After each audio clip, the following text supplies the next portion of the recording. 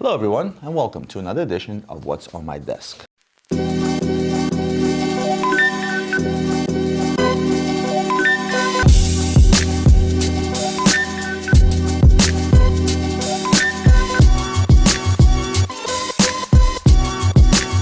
Today I brought a trio of watches that cannot be more different from one another, but they all sort of carry a theme behind them. I answer a particular question that you guys always ask me.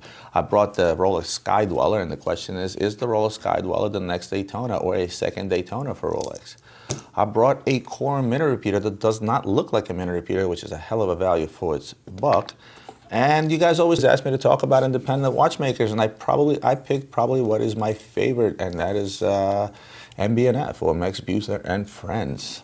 I'm going to start off with the Rolex Sky Dweller. I'm sure you guys have seen this watch before. I'll quickly talk about. I caught some heat on one of the last episodes where I mentioned that the most complicated watch that Rolex makes is a date, and indeed it's not. I agree. The Sky Dweller is the most complicated made piece today by Rolex because it is an annual calendar GMT. And guess what? At a glance, at first you can't really tell that this is an annual calendar. You're like, well, where's the calendar? What's going on? I don't see anything. Where's the month and the date? Well, the month and the date is actually pretty simple. If you notice the markers around the 12, this is basically January, February, and so on and so forth. These are your 12 months. And there's a red indicator right now at the night indicating that it is now September 26. Is it? Yeah, it is. It's September 26. And the way this watch is adjusted is the crown has three positions. It moves all the way left. It clicks in. Then if you move it to the right, it's kind of hard to do this one-handed, but there are three positions basically on the bezel, which turns left and right. And depending on the position, it will either set the calendar, which is this red dot, which will move around. It will set the date, or it will set the GMT, only moving the hour hand. Let's see if I can do this one-handed. Let's see. So, pretty good at this. All right. So I'm going to pop the crown out. This is now changing. Oops. This is now changing just the time. As you can tell, I just changed the date on me. And you notice the GMT wheel is moving, or the 24-hour display. Let me go one click over. And now I am changing the GMT, so now the hour hand is moving, as you can tell. And then another click over, I'm going to be changing the date. And every time I go over a month, you'll notice that the red marker now just went to October because I changed the date over. Do it one more time. And now we're in December, and that would be January. But again, this video is not about the nuts and bolts, but the reason I did that is because a lot of people, I've had people buy this Skydweller and they're like, how do I set this? How do I tell what's what? I really can't tell. So unless you actually go on our website or read the manual, it's not very intuitive right up the top. But let's talk about the fact that I think this is possibly the second Daytona. I've always said that Daytona has been the #1 selling watch in the world in a high-end market. And some guys said the Casio probably is G-Shock. You're probably right, but we're talking about more of a high-end watch. So this came out right off the bat. These things were trading at $19,000, $20,000 like any other brand new Rolex out there, especially in stainless steel. Why? It's affordable. B, it's appealing. It's a beautiful, gorgeous watch. Then the market kind of came down, and I thought, okay, well, this may have the fate of all the other new Rolexes that come out. They usually start off high, over list, they come down to list price, and then they start to even discount a little bit. Well, not the case with this guy. As I said, they started out, trading off the bat from anywhere from $18,000 to $20,000 when there was a shortage. And now there's plenty of them on the market, and guess what? The black dial is trading around that $16,000, $17,000 mark. The white dial is trading anywhere from $500 to $1,000 less because it's less popular. And guess what? The blue dial is still holding strong at $20,000, and it's been quite a while.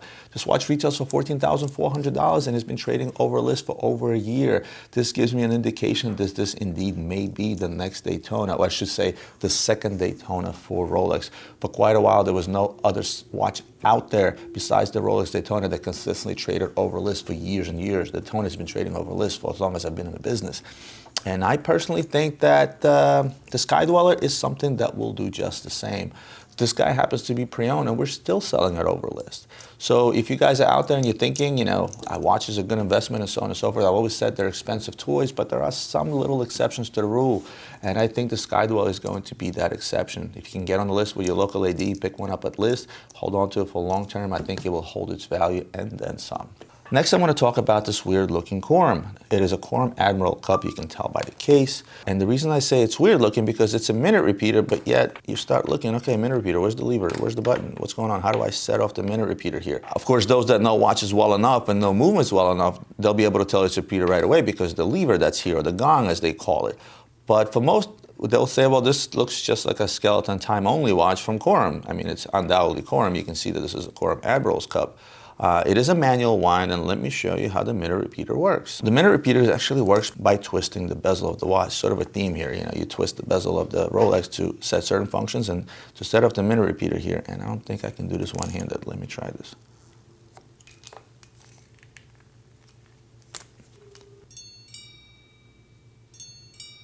You can see the gongs going off.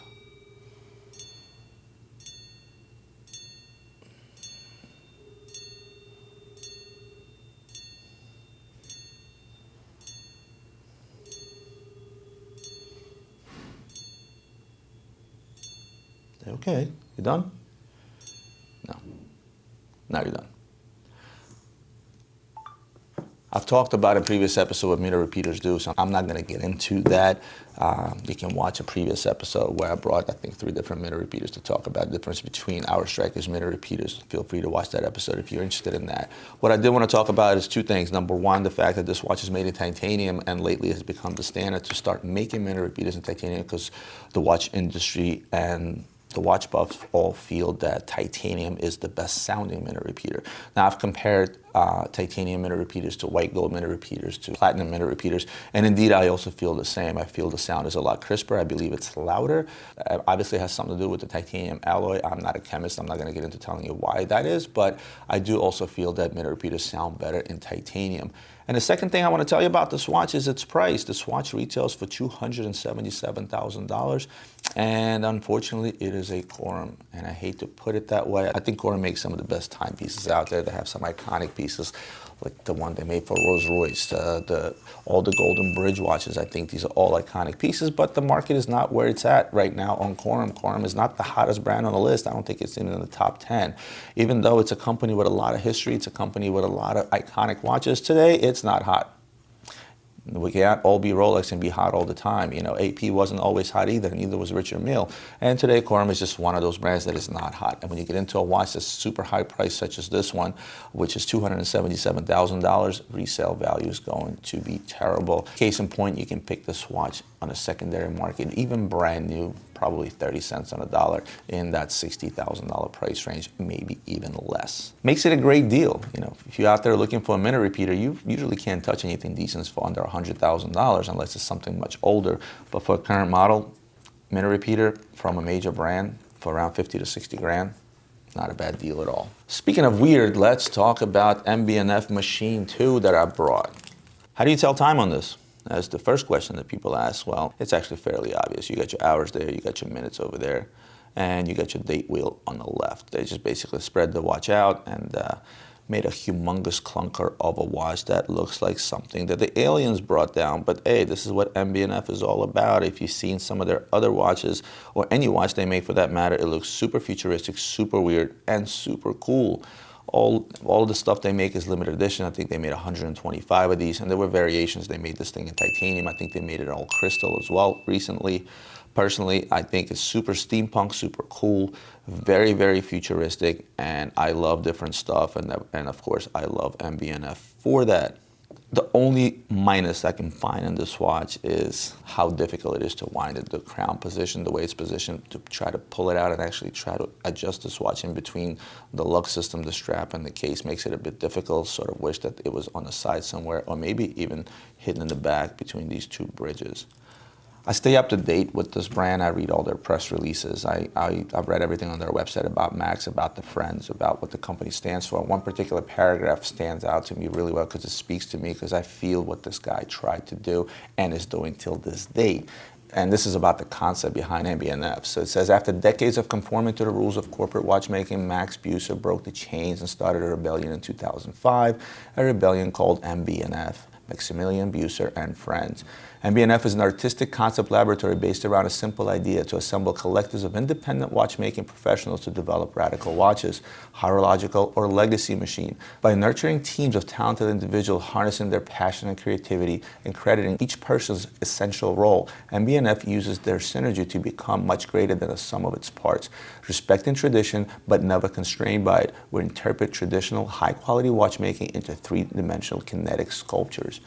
That right there speaks to me personally as a watch collector, not just a watch dealer. And it speaks to many other fans around the world that buy his pieces, which is why he's so successful. There's a lot of independents out there that are suffering. They're out there making a few watches a year, making their ends meet, finding the right clientele that appreciates their watches for their watchmaking value, not their resale value, because most independent watchmakers don't resell well. They resell pennies on a dollar, and the reason for that is because it's just that there's not a huge market out there. They only make a few pieces, don't have the marketing budgets, and they're not able to create a market for their timepieces. Their timepiece is worth what one is willing to pay for it. So if somebody like Thomas Prescher, the guy that made the 3D Tourbillon, decides to sell his watch for $150,000 to a watch collector who picks it up, there is no resale value on that watch because it's just not enough pieces out there. Or someone like Vianney Holter, one of the more popular independents. Again, his timepieces, there's not a heck of a lot out there. So what is the resale value? What is the market? I can't tell you, because in order for there to be a market, there has to be an X amount of pieces bought and sold, both new and pre-owned, in order to sort of gauge that particular market. So a lot of times when an independent watch comes across my desk, I tend to pay a lot less for it because I know it's going to take me longer to resell it, because there's not such a broad audience out there for one of these as there is for a Rolex Sky Dweller. Now, I'm sure you guys have read this. Max Büsser, who originally started at Jaeger and then moved on to Harry Winston, he kind of did, or tried to do, actually, I shouldn't say try, he did the same thing for Harry Winston. He made them a horology house by bringing in independent watchmakers and making crazy watches like the Opus watches that I talked about in some of my previous episodes. And then after working with Harry Winston, I think he was with them for 7 years. I think he got there like in the late 90s, 97 or 98, and he left in 05 to start his own brand. He, again, just didn't want to be restrained by corporate structure. Harry Winston is a huge brand, and I'm sure they put restrictions on him. He wanted free reign, so he said, you know what, if I'm not going to get free reign, I'm going to open up my own, and he did just that. He opened up MB&F, and he never looked back. Just recently, he posted on Instagram his latest creation, which is the HM9, which is a Horological Machine 9. They call all their watches Horological Machines.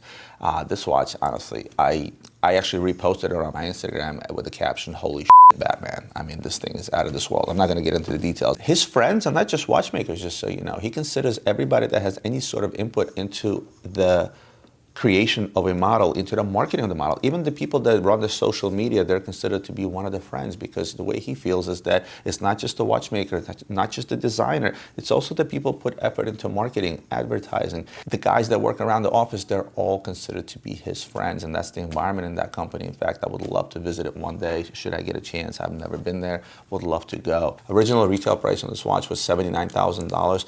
We're selling this watch secondhand, somewhere around the $35,000 price mark, which is about half price of its original value, which isn't bad for a quote-unquote independent watchmaker.